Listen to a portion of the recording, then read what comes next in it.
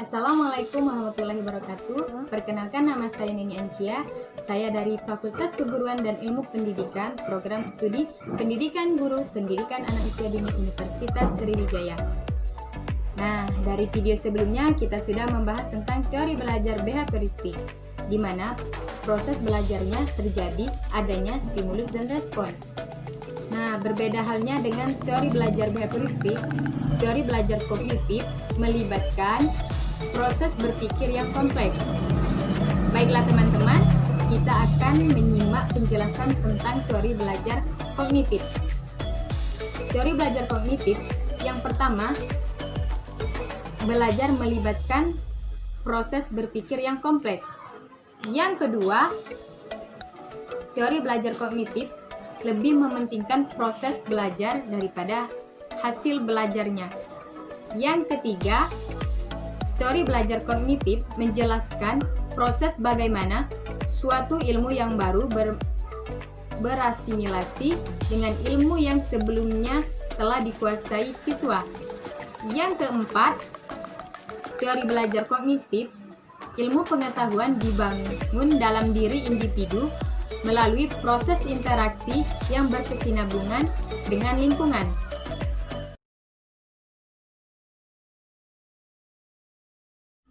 Jean Piaget mengatakan proses belajar itu ada 3 tahapan. Yang pertama, asimilasi, yaitu proses penyatuan atau integrasi informasi baru ke struktur kognitif yang sudah ada dalam benak siswa. Yang kedua, akomodasi, yaitu penyesuaian kognitif ke dalam situasi yang baru. Yang terakhir, yang ketiga, ekuilibrisasi, yaitu penyesuaian berkesinambungan antara asimilasi dan akomodasi. Jerome Bruner, Pre-Discovery Learning. Proses belajar akan berjalan dengan baik dan aktif jika si belajar diberikan kesempatan untuk menemukan sendiri suatu aturan, konsep, teori, definisi, dan sebagainya. Keuntungan dari discovery learning yang pertama itu menimbulkan rasa ingin tahu siswa, dapat memotivasi untuk menemukan jawaban-jawaban. Yang kedua, mengajarkan keterampilan memecahkan masalah secara mandiri, mengharuskan siswa untuk menganalisa dan memanipulasi informasi. Austible Advanced Organism merupakan penerapan konsep struktur kognitif dalam merancang pembelajaran. Struktur kognitif yang pertama, pengetahuan di organisasi dalam ingatan seseorang dalam struktur hierarkis. Yang kedua, pengetahuan yang lebih umum dan abstrak yang diperoleh lebih dulu akan memudahkan memperoleh pengetahuan yang baru yang lebih rinci. Yang ketiga, gagasan mengurutkan materi pelajaran dari umum ke khusus menyediakan belajar lebih bermakna bagi siswa. Manfaat Advanced Organizer. Yang pertama, siswa akan belajar dengan baik jika kedepannya disajikan konsep atau isi pembelajaran yang diajarkan.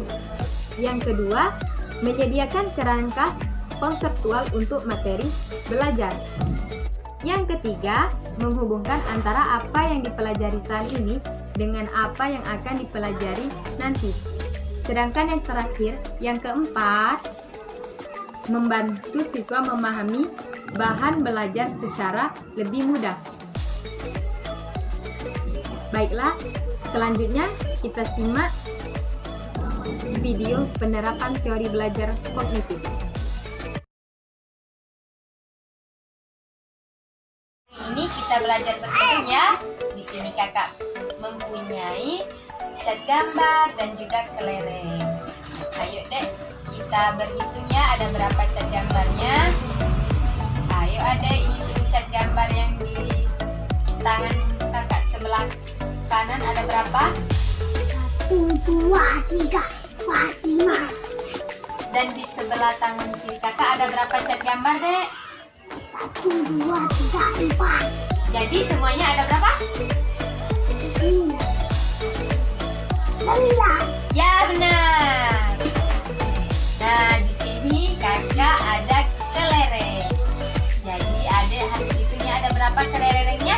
Ayo dek. 5. Ada berapa kelereng? 5. Ada berapa kelereng? Iya, benar. Adek, di sini kakak ada gambar kelereng dan juga ada gambar cat pensil gambar. Di sini, ayo dek hitung ada berapa kelerengnya? Ayo dek hitung ada berapa 1, kelereng? 2, 3, 4, 5. Di sini 1, 2, 3. 5 dikurang 3. 2. Ayo ditulis dek 2. 5 dikurang 3 berapa?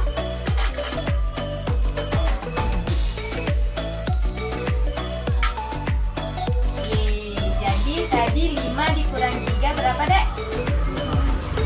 2. Nah, di sini ada pensil gambar. Sekarang ada hitung ya.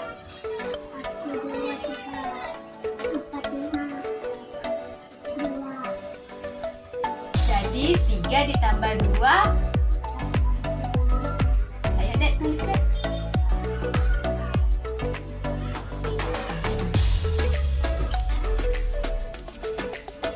Jadi 3 ditambah 2 berapa?